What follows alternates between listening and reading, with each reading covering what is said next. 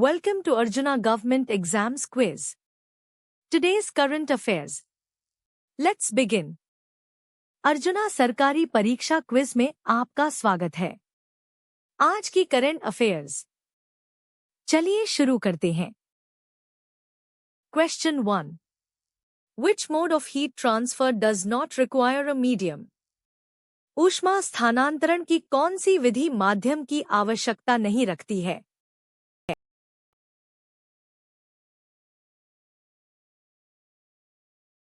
The correct answer is radiation. Radiation is the transfer of heat through electromagnetic waves and does not require a material medium. सही उत्तर है विकिरण। विकिरण विद्युत चुंबकीय तरंगों के माध्यम से ऊष्मा का स्थानांतरण है और इसे किसी भौतिक माध्यम की आवश्यकता नहीं होती है। Question 2. A convex lens is used to correct which vision defect? उत्तल लेंस का उपयोग किस दृष्टि दोष को ठीक करने के लिए किया जाता है?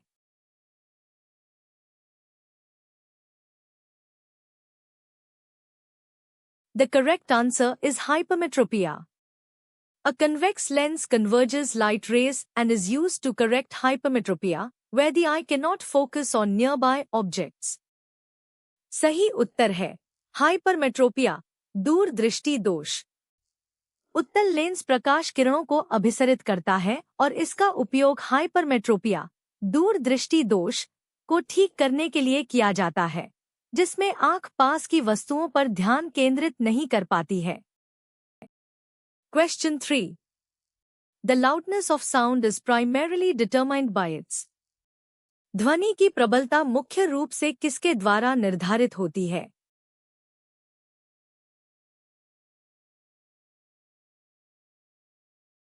The correct answer is amplitude. The amplitude of a sound wave determines its loudness. A larger amplitude corresponds to a louder sound. सही उत्तर है आयाम। ध्वनि तरंग का आयाम उसकी प्रबलता निर्धारित करता है। एक बड़ा आयाम अधिक प्रबल ध्वनि से मेल खाता है। Question 4.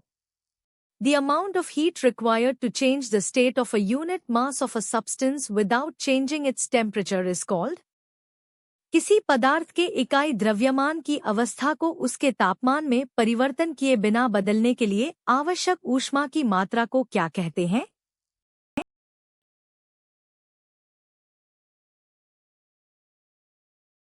The correct answer is latent heat. Latent heat is the heat absorbed or released during a phase transition, change of state, without a change in temperature.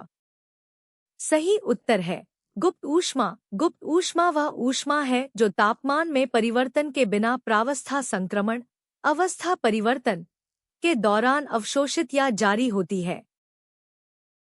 Question 5.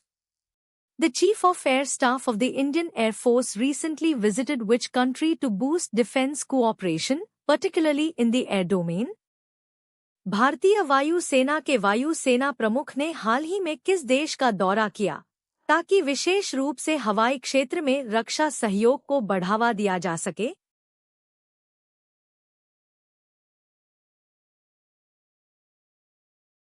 The correct answer is Vietnam. The IAF chief visited Vietnam to explore new avenues to enhance collaboration in the air domain. सही उत्तर है Vietnam. भारतीय वायु सेना प्रमुख ने हवाई क्षेत्र में सहयोग बढ़ाने के नए रास्ते तलाशने के लिए वियतनाम का दौरा किया। Question 6. The Supreme Court recently summoned top officials of which state to explain non-cooperation with a CBI probe involving alleged favoritism in government contracts? उच्चतम न्यायालय ने हाल ही में किस राज्य के शीर्ष अधिकारियों को सरकारी अनुबंधों में कथित पक्षपात से जुड़ी सीबीआई जांच में असहयोग की व्याख्या करने के लिए तलब किया है?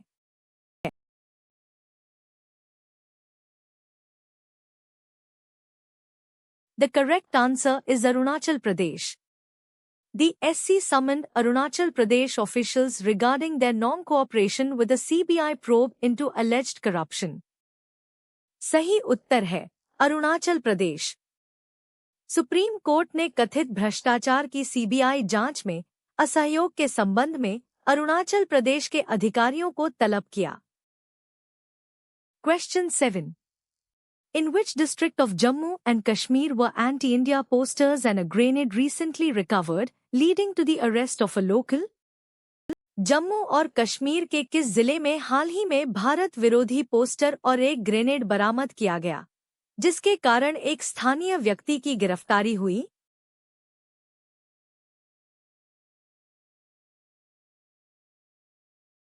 The correct answer is Pulwama. Anti-India posters and a grenade were recovered in Pulwama, Jammu and Kashmir, as reported by officials. सही उत्तर है पुलवामा। अधिकारियों द्वारा दी गई जानकारी के अनुसार जम्मू और कश्मीर के पुलवामा में भारत विरोधी पोस्टर और एक ग्रेनेड बरामद किया गया। Question 8. Which article of the Indian Constitution abolishes untouchability? भारतीय संविधान का कौन सा अनुच्छेद अस्पृश्यता को समाप्त करता है?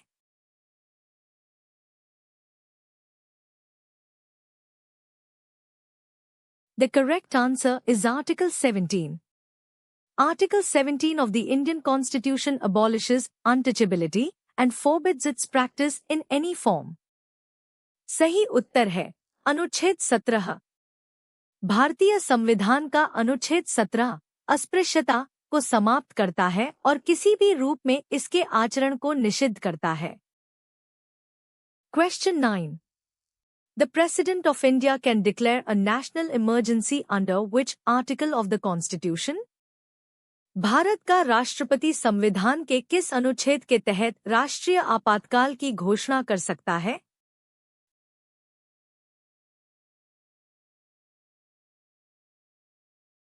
The correct answer is Article 352. Article 352 deals with the proclamation of national emergency due to war, external aggression or armed rebellion. सही उत्तर है अनुच्छेद 352। अनुच्छेद 352 युद्ध, बाहरी आक्रमण या सशस्त्र विद्रोह के कारण राष्ट्रीय आपातकाल की घोषणा से संबंधित है।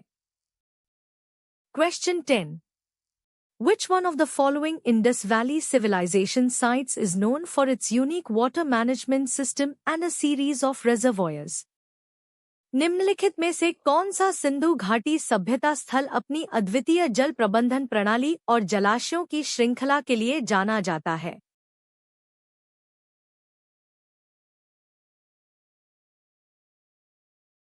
The correct answer is Dholavira. Dholavira, a Harappan city, is renowned for its sophisticated water management system, including large reservoirs. सही उत्तर है धौलावीरा। हड़प्पा शहर धौलावीरा बड़े जलाशयों सहित अपनी परिष्कृत जल प्रबंधन प्रणाली के लिए प्रसिद्ध है। Question 11.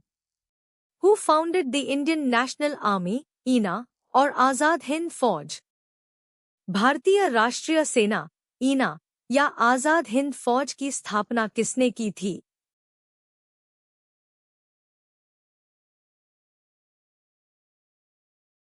The correct answer is Mohan Singh. Captain Mohan Singh is credited with the initial formation of the Indian National Army in 1942. सही उत्तर है मोहन सिंह। कैप्टन मोहन सिंह को 1942 में भारतीय राष्ट्रीय सेना के प्रारंभिक गठन का श्रेय दिया जाता है। Question 12. The river Narmada originates from which of the following mountain ranges? Narmada नदी निम्नलिखित में से किस पर्वत श्रृंखला से निकलती है?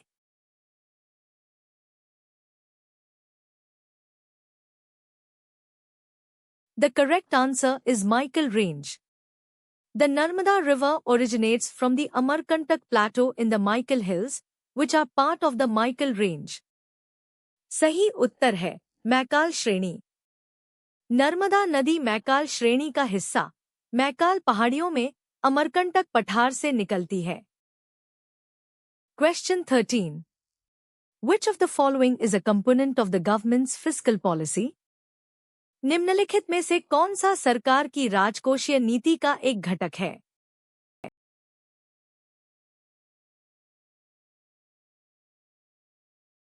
The correct answer is taxation. Taxation is a key tool of fiscal policy used by the government to influence the economy through revenue collection. सही उत्तर है कराधान।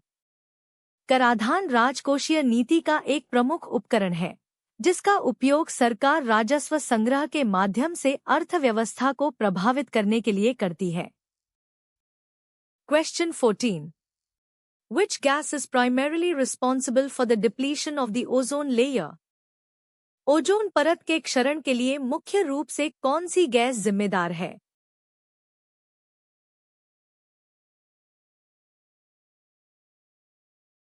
The correct answer is chlorofluorocarbons, CFCs.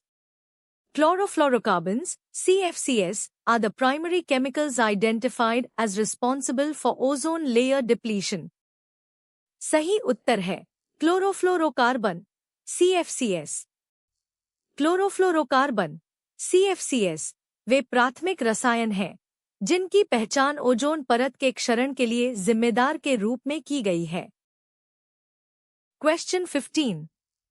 The coefficient of linear expansion, alpha, is related to the coefficient of volume expansion, beta, by रैखिक प्रसार गुणांक, आयतन प्रसार गुणांक से किस प्रकार संबंधित है?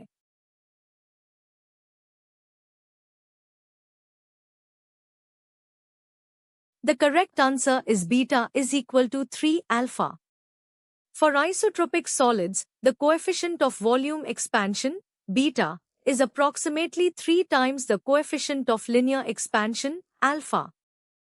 सही उत्तर है 3. समदैशिक ठोसों के लिए आयतन प्रसार गुणांक लगभग रैखिक प्रसार गुणांक का 3 गुना होता है। Thanks for watching. Subscribe to Arjuna Government Exams Quiz for a new quiz every day. देखने के लिए धन्यवाद। हर दिन नई क्विज के लिए अर्जुना सरकारी परीक्षा क्विज को सब्सक्राइब करें।